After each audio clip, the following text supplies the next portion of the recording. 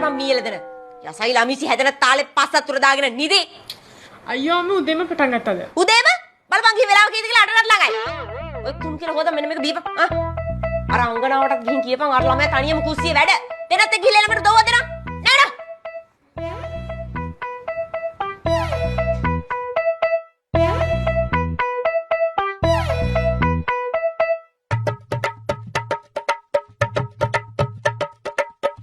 අනේ අක්කා ඉලියාපත් හදනවා. මරුනේ.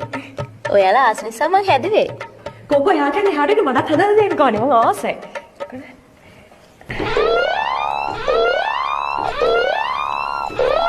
යසින් දියා පැහැදිලානේ බං ඒක. පිටි ටික දාලා දින වංගෙඩියටද නැත්නම් උඹේ පස පැත්තටද? මම මේ මිරිකන්නේ ලස්සනට බලන්නකො රැඩි රැඩි ඉන්නේ. ඔව් ඔව් ඔව්. ලස්සනට රැලි රැලි වගේ එනවා වංගෙඩියෙන්. හැබැයි ඒ ටික තට්ටුවට වැටෙන්නේ නැහැ නේද?